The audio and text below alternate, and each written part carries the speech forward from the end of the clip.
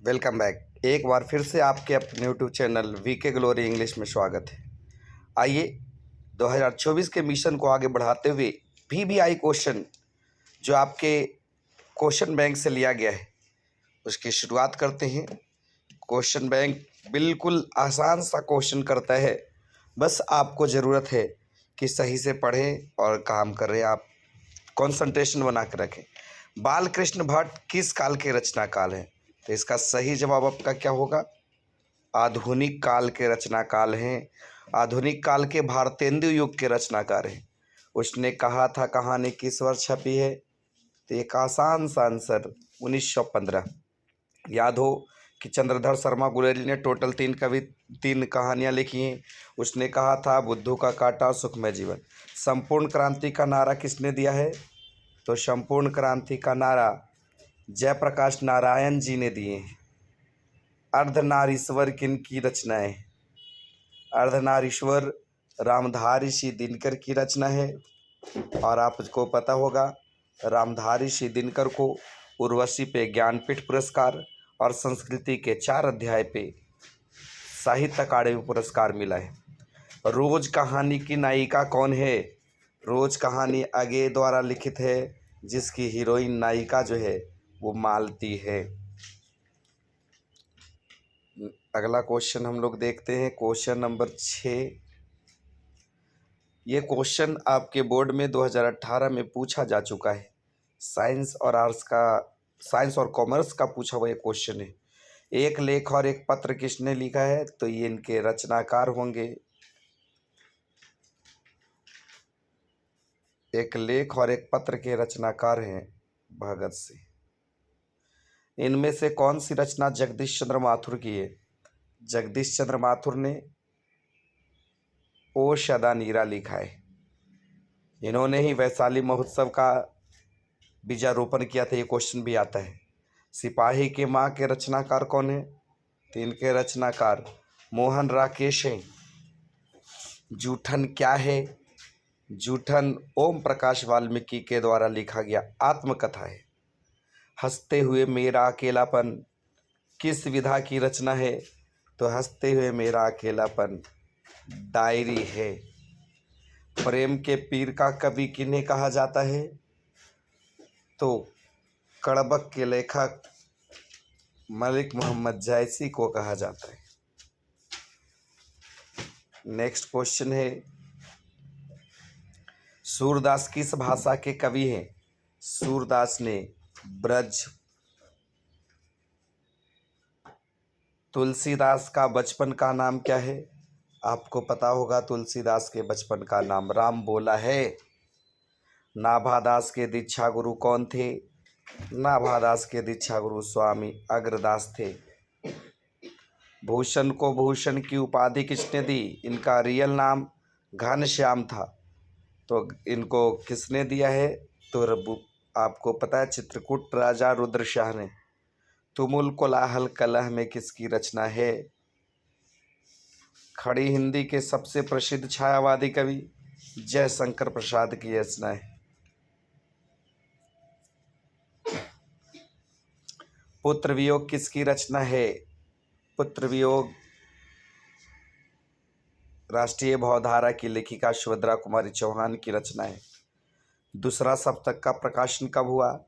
तो आपको बता दूं, पहला सप्तक 1943, दूसरा में 8 जोड़िए 51, तीसरा में 8 जोड़िए 59 और चौथा 1978 में हुआ है। चारों में अगेय जी का योगदान रहा है। मुक्तिबोध का जन्म स्थल रियल में एमपी होना चाहिए, मध्य प्रदेश, श्योपुर मध्य प्रदेश, लेकिन ऑप्शन नहीं है। देखिए बोर्ड का ये क्वेश्चन है, वहां भी गलती पूछी जाती है। अधिनायक किस कवि की रचना है? अधिनायक रघुवीर सहाय की रचना है। वार्तालाप का संधि विच्छेद क्या होगा? वार्ता जोड़ आलाप, ये बिल्कुल सही जवाब होगा।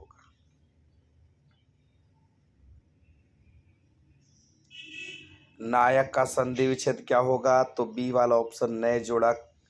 अन्वेषण का संधि विच्छेद अनु जोड़ एशन उद्गम का संधि विच्छेद उत जोड़ गम होगा। निश्चल का संधि विच्छेद निह जोड़ चल होगा। लुटेरा में कौन सा प्रत्यय है, तो एरा प्रत्यय आएगा।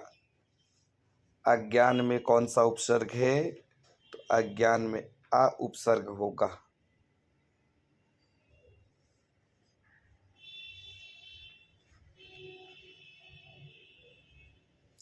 राम कुमार कौन सा समास है, सॉरी राजकुमार तो राजा का बेटा,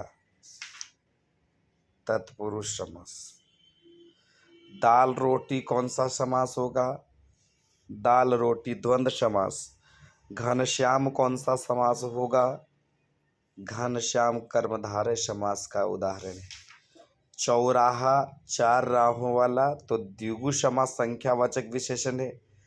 पीताम्बर पीला वस्त्र अर्थात भगवान विष्णु बहुव्रीहि समास। पै का प्रवाची दूध होता है, ये कई बार क्वेश्चन पूछा जा चुका है। अनुराग का उल्टा क्या होगा, अनुराग का विराग हो जाएगा।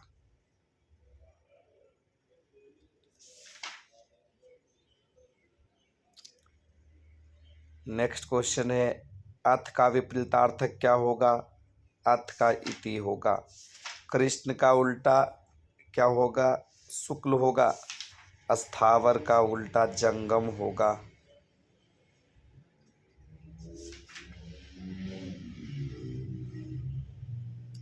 नर का क्या होगा, ये नारी होगा।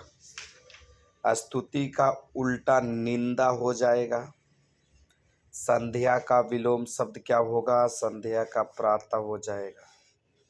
शिव का उपासक क्या कहलाता है, तो शिव का उपासक शैव कहलाता है। अपने पैरों पर खड़ा होना मुहावरे का अर्थ क्या होगा, स्वावलंबी होना। आसमान टूटना अचानक मुसीबत आना।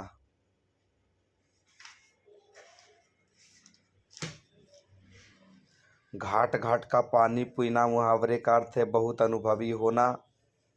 त्राही त्राही करना, इसका अर्थ होगा दुखी होना, बहुत दुखी। स्वर्ण का विशेषण स्वर्णिम हो जाएगा। जगत का विशेषण पूछा जा रहा है तो जागतिक होगा। दिन का विशेषण क्या होगा, तो दैनिक होगा। उम्मीद है आपको ये बहुत आसान सा लग रहा होगा क्वेश्चन। अरण्य का समानार्थी पर्यायवाची शब्द क्या होगा, विपिन। और तलवार का उल्टा क्या होगा, सहायक होगा। तो इस तरीके से क्वेश्चन है, किसी एक पर निबंध लिखें। दहेज प्रथा, नशा मुक्ति, प्रिय कवि, पर्यावरण, छात्र और अनुशासन। सप्रसंग व्याख्या करें। जिस पुरुष में नारी तो नहीं अपूर्ण है, ये क्या होगा, किससे लिया गया है ये लाइन, तो ये लाइन पता हैगा कि ये अर्धनारीश्वर से लिया गया है। अथवा में दिया बिन फेरे घोड़ा बिगड़ा बिन फेर लड़े सिपाही, ये उसने कहा था से लिया गया है। जहाँ मरुज्वाला धधकती चातकी कनको तरसती उन जीवन घाटियों की मैं सरस बरसात रे मन, तुमुल कोलाहल कलह में जयशंकर प्रसाद की रचना। राष्ट्रगीत में भला कौन वह भारत भाग विधाता है, फटा सुतन्ना पहने जिसका गुण हर्चना गाता है। तो हरचरना गाता है ये जो होगा अधिनायक से है, जिसके लेखक रघुवीर शाह है। अपने पिता के पास पत्र लिखे जिसमें पर्यटन स्थल का वर्णन करें, अथवा अपने प्रधानाचार्य को आवेदन लिखते हुए यह निवेदन करें कि पुस्तकालय में हिंदी की पत्रिकाएं मंगवाई जाए। लहना सिंह ने बोधा सिंह के प्रति किस त्याग का परिचय दिया था, ये आपको लिखना होगा। उसने कहा था जयप्रकाश नारायण किस प्रकार का नेतृत्व देना चाहते थे। ये एक लेख और संपूर्ण क्रांति से है। भगत सिंह के अनुसार देश को कैसे युवकों की आवश्यकता है, ये एक लेख और एक पत्र से है। नामवर सिंह किन कविताओं को श्रेष्ठ मानते हैं, प्रगीत और समाज की चर्चा है। तुलसी ने अम्ब कहकर किसको संबोधित किया है, ये तुलसीदास का पद से लिया गया है और अम्ब सीता माँ को कहा गया है। कबीर विषयक छप्पे में नाभादास ने कबीर के बारे में क्या कहा है, कबीर के बारे में जो बताया गया छप्पे में कि कबीर कान सुनी बातों पर भरोसा नहीं करते थे। अशोक वाजपेयी रचित हार जीत कविता कविता का केंद्रीय भाव क्या है? तो ये एक आलोचना है। इसमें नागरिकों की लापरवाही और शासक की क्रूरता और झूठ का वर्णन किया गया है। हरिचरण को हरचरना क्यों कहा गया? हरिचरण तत्सम शब्द है। इसका तद्भव हरचरना इसीलिए कहा गया है ताकि हरचरना जो है एक आम आदमी का प्रतिनिधित्व कर रहा है, एक आम इंसान जो पढ़ा लिखा नहीं है। लहना सिंह का चित्रण, अर्धनारीश्वर में व्यक्त विचारों का सारांश लिखे। सिपाही की माँ की कथा वस्तु प्रस्तुत करे। सुभद्रा कुमारी चौहान की रचना पुत्र वियोग का सारांश लिखे। जन जन का चेहरा एक कविता का केंद्रीय विषय क्या है? प्यारे नन्हे बेटे को कविता। तो निम्नलिखित में से 3 प्रश्नों का उत्तर ही करना था। तो मिलते हैं अगले वीडियो।